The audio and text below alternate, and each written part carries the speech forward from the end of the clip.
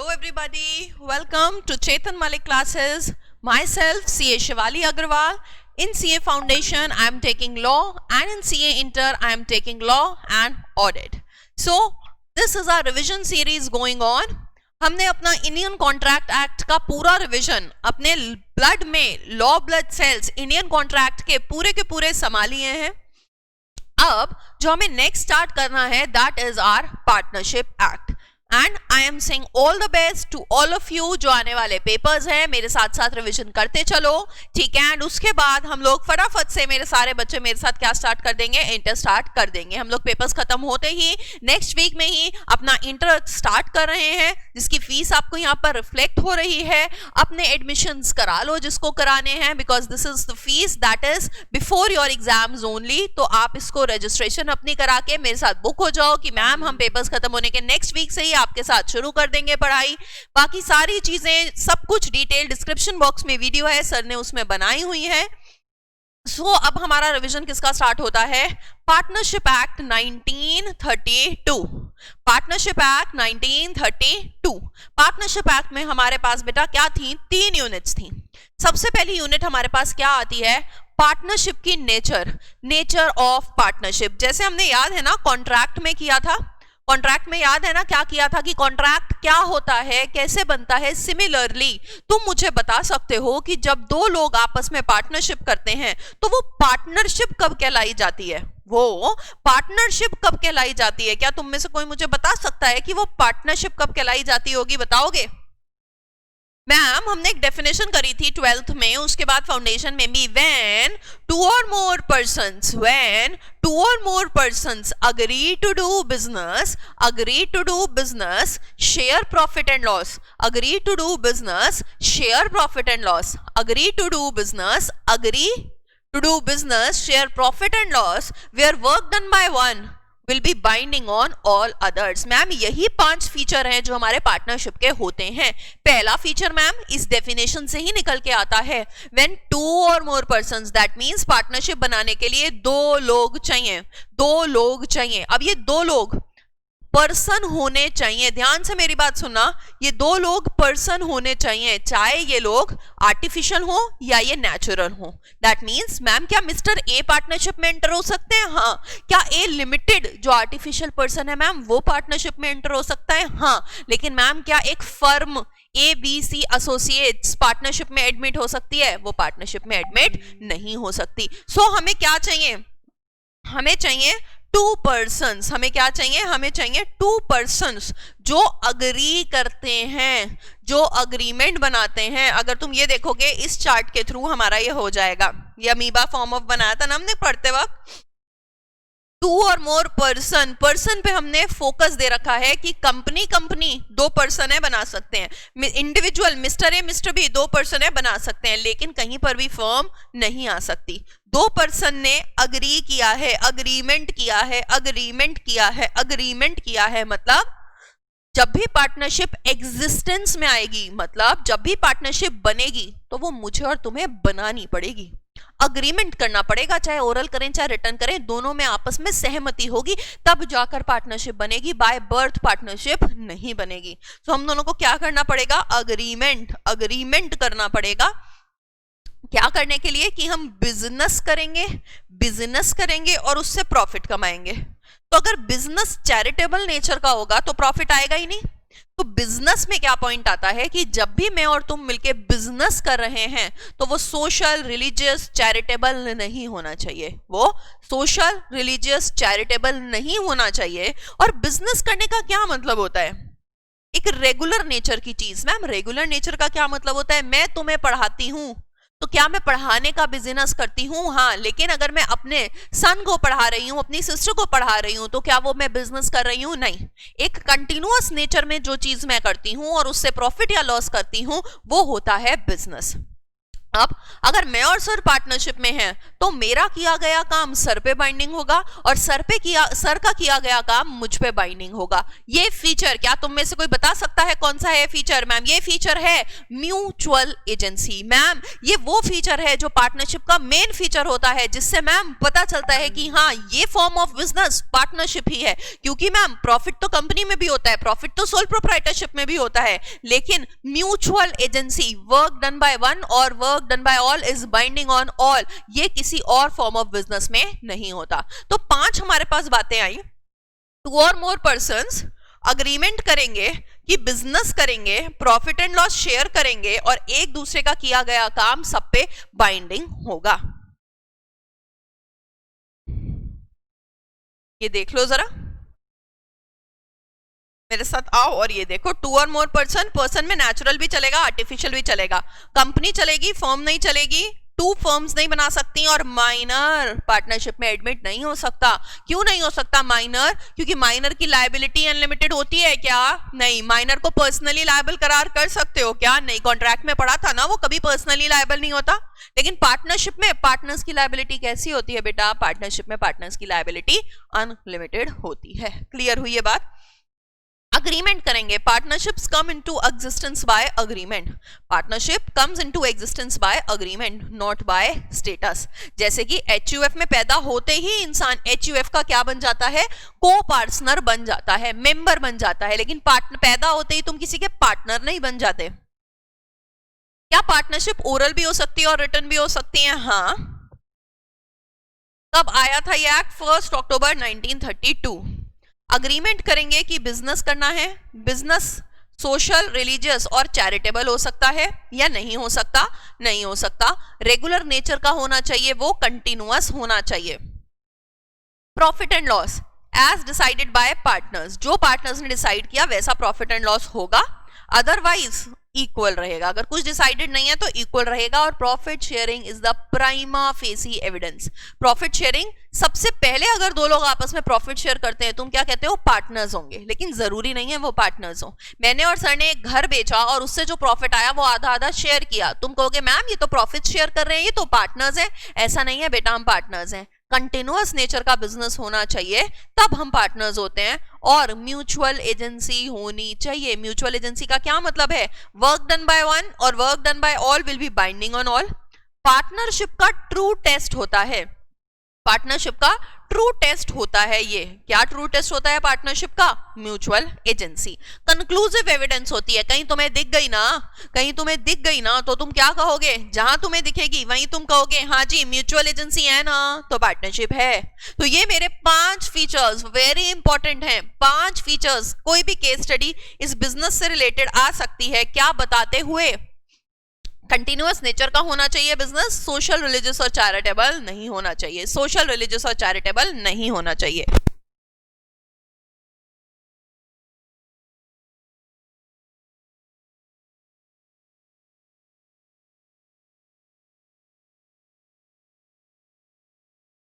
क्या आया हमारे पास? ये सारे के सारे फीचर्स आ गए किसके? पार्टनरशिप के। क्लियर हो गए? 2 और मोर पर्सन्स अग्री कर रहे हैं, बिजनेस करेंगे, प्रॉफिट एंड लॉस शेयर करेंगे और म्यूचुअल एजेंसी। क्लियर हुई ये बात? 100%। नेक्स्ट हम चलते हैं किस पे? मेरी टाइप्स ऑफ पार्टनरशिप्स आती हैं, बहुत ही ज्यादा इजी हैं। जिसको नहीं भी आती मेरे साथ 2 मिनट में रिवाइज करो। एक होती है पार्टनरशिप एट विल, एक होती है पार्टनरशिप एट विल। आज पार्टनरशिप कर ली, ये पार्टनरशिप कब तक चलेगी? जब तक हमारा मन करेगा। यहां पर जाके एक ने कहा मुझे नहीं करनी तो पार्टनरशिप खत्म हो जाएगी। अपनी मर्जी की partnership, partnership at will, general partnership हो गई। दोनों ने पार्टनरशिप करी कि हम लोग पार्टनरशिप 2 इयर्स तक रखेंगे, तो ये पार्टनरशिप कब खत्म होगी? 2 इयर्स तक खत्म होगी। 2 इयर्स जब हो जाएंगे तब खत्म होगी। इसको मैं क्या कहती हूँ? Partnership for a fixed period, partnership for a fixed period. अब 2 साल के बाद भी ये लोग चलाना चाहते हैं इस पार्टनरशिप को, तो ये पार्टनरशिप चलेगी विल पे, क्योंकि 2 साल तो खत्म हो गए जिसके लिए बनाई थी, आगे भी चलानी है तो ये किस पे चलेगी? एट विल चलेगी। तो ये पार्टनरशिप थी for a particular period of time. Next आती है, हम लोग एक पार्टनरशिप करते हैं एक ब्रिज बनाने के लिए, और जैसे ही ये ब्रिज बन जाएगा हमारी पार्टनरशिप खत्म हो जाएगी। तो ये पार्टनरशिप खत्म कब होगी? जब ब्रिज बन जाएगा। इसको हम बोलते हैं स्पेसिफिक पार्टनरशिप या partnership for a particular adventure. Partnership for a particular adventure, इसको हम ये बोलते हैं। क्लियर हुई बात? 100%। उसके बाद आती है सब पार्टनरशिप। दो पार्टनर्स ने 50-50% पार्टनरशिप से प्रॉफिट कमाया। अगर ये वाला पार्टनर 20% किसी और के साथ, आउटसाइडर के साथ, स्ट्रेंजर के साथ शेयर कर रहा है प्रॉफिट, तो इस एसोसिएशन को मैं बोलती हूं क्या? सब पार्टनरशिप। और इसको मैं क्या बोलती हूं? जिससे मैं शेयर कर रही हूं अपना हिस्सा, सब पार्टनर। क्या ये इस पार्टनरशिप फर्म का हिस्सा था? नहीं था। एक पार्टनर ने अपने प्रॉफिट का हिस्सा किसी बाहर वाले के साथ शेयर किया, तो उसको मैंने क्या कहा? आउटसाइडर या फिर स्ट्रेंजर या फिर सब पार्टनर। ये मेरी क्या हो गई? ये हो गई मेरी टाइप्स ऑफ पार्टनरशिप्स। कौन सी? मैम, एट विल थी, पर्टिकुलर टाइम पीरियड के लिए थी, पर्टिकुलर काम के लिए थी, और किसी और के साथ शेयर करने में सब पार्टनरशिप थी। बहुत इजी हो गया। पार्टनरशिप एट विल, टाइम के लिए, काम के लिए, और आउटसाइडर से अगर हम शेयर करते हैं तो सब पार्टनरशिप आ गई। क्लियर हो गया मैम? 100% क्लियर। अब आता है मेरा टाइप्स ऑफ पार्टनर। देखो, हमने जब डिटेल में किया था इसको, तब तो हम बहुत ज्यादा डिटेलिंग में लेके गए थे। अगर तुम्हें याद हो तो हमने एक जिम खोला था, उसमें अलग अलग टाइप के पार्टनर्स बनाए थे, कौन क्या कर रहा था, वो सारी चीजें की थी। अब हम रिवीजन कर रहे हैं। अगर किसी को रिवीजन में क्लियर ना हो तो वो पूरी क्लास देख सकता है, बहुत ज्यादा डीपली एक्सप्लेन्ड है वो चीज। क्या थे types of partner? Let's say ये एक पार्टनरशिप है, इसमें एक ये पार्टनर है। मेरी बात ध्यान से सुनना, जिसको क्लियर नहीं है, और जिसको क्लियर है तो अच्छा सा रिवाइज करना। जो ये पार्टनर है ना, ये इस बिजनेस का सारा ध्यान रखता है, इस बिजनेस में एक्टिवली पार्टिसिपेट करता है, कोई भी मिलने आता है उससे बात करता है, सारे ऑर्डर्स प्लेस करता है। तो इस पार्टनर को हम बोलते हैं एक्टिव पार्टनर, ऑस्टेंसिबल पार्टनर।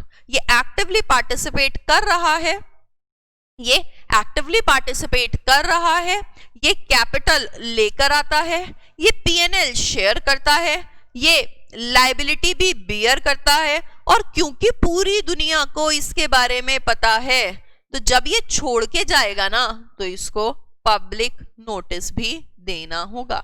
जब ये छोड़ के जाएगा ना, तो इसको पब्लिक नोटिस भी देना होगा। ये हमारा कौन सा पार्टनर होता है? एक्टिव पार्टनर होता है, ऑस्टेंसिबल पार्टनर होता है, जो पूरी देखरेख कर रहा है और एक्टिवली पार्टिसिपेट कर रहा है। क्लियर हुई बात? 100% क्लियर हो गई। नेक्स्ट आता है कौन सा? नेक्स्ट आता है स्लीपिंग पार्टनर। सारे काम एक्टिव पार्टनर की तरह ही करता है, जैसे कि मैम कैपिटल लाता है, पीएनएल शेयर करता है, लायबिलिटी शेयर करता है, लेकिन एक्टिवली पार्टिसिपेट नहीं करता। और क्योंकि एक्टिवली पार्टिसिपेट नहीं कर रहा, तो लोगों को इसके बारे में पता ही नहीं। और जब लोगों को पता ही नहीं, तो जाते वक्त, रिटायरमेंट के वक्त, लोगों को ये क्यों बताना कि मैं जा रहा हूं? लोगों को तो पता ही नहीं था। लोगों को तो एक्टिव के बारे में पता था, जब एक्टिव गया था तो उसने बता दिया था। तो स्लीपिंग पार्टनर को क्या करने की जरूरत नहीं है? स्लीपिंग पार्टनर को पब्लिक को नोटिस देने की जरूरत नहीं होती जब वो जाता है। क्लियर हो गई बात? सारी बातें एक्टिव पार्टनर जैसी ही हैं, बस उसे पब्लिक नोटिस नहीं देना क्योंकि वो एक्टिवली पार्टिसिपेट नहीं कर रहा है। क्लियर हो गई बात? 100%। ठीक है, नेक्स्ट हमारा क्या आता है? नेक्स्ट आता है मेरे पास नॉमिनल पार्टनर, जो सिर्फ नाम के लिए अपना जो पार्टनर बन रहा है, वो सिर्फ अपना नाम लेंड कर रहा है। बच्चे हैं ये उसके लिए, और क्या कहता है? मेरा नाम रख लो। लेट्स से SRK है इस पार्टनरशिप फर्म के लिए, मैं अपना नाम दे देता हूं। कोई अचानक से लायबिलिटी आन पड़ी ना तुम पे, कोई अचानक से लायबिलिटी आन पड़ी ना फर्म पे, तो मैं भर दूंगा। बेटा, मैं ना तो कैपिटल लाने वाला, ना मैं पीएनएल शेयर करने वाला, मुझे उससे मतलब नहीं है। हाँ, पूरी दुनिया जानती है कि SR इस फर्म से एसोसिएटेड है, तो जब SRK जाएगा, क्या वो पब्लिक नोटिस देगा? हाँ, वो पब्लिक नोटिस देगा। सो ये क्या हुआ हमारा? Nominal partner. ये क्या हुआ? Nominal partner. क्या सब पार्टनर पता है? सब पार्टनर कौन था?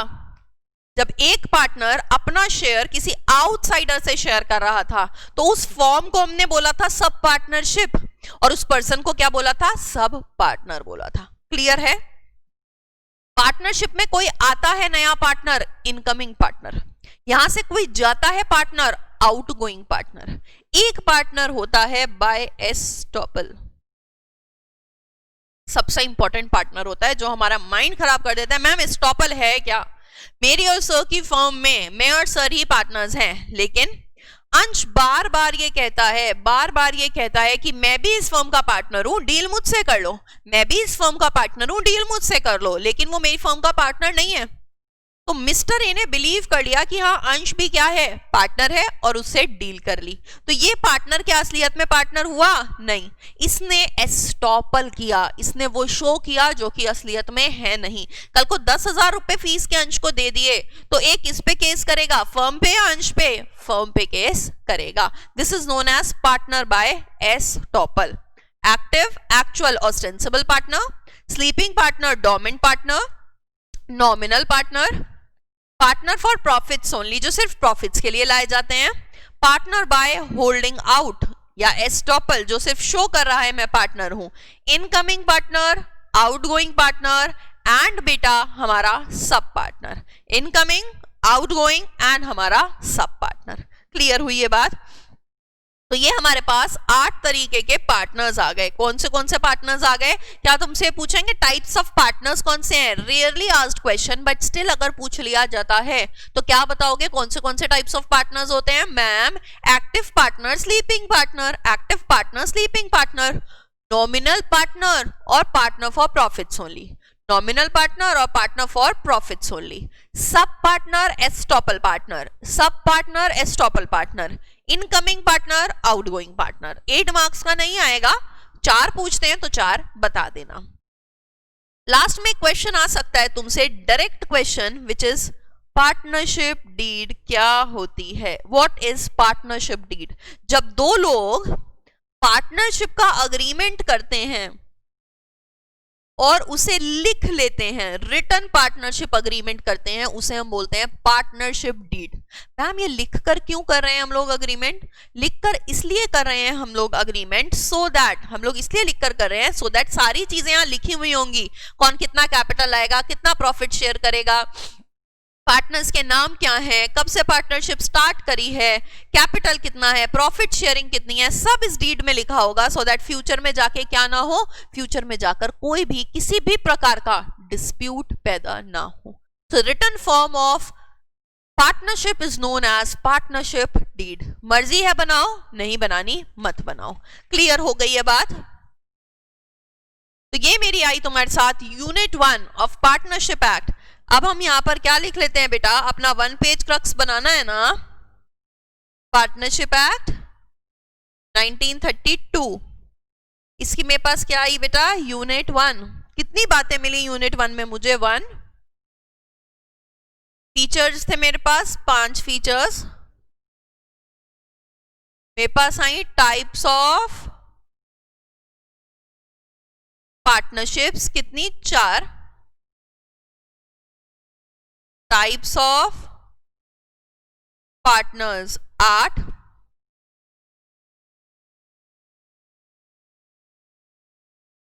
पार्टनरशिप डीड और उसके अंदर के जो कंटेंट्स हैं, ये 4 चीजें हमारे पास किस में आ गई? ये 4 चीजें हमारे पास यूनिट नंबर 1 में आ गई। अब फीचर्स से हमारे पास केस स्टडी आ सकती है बिजनेस वाले पॉइंट से।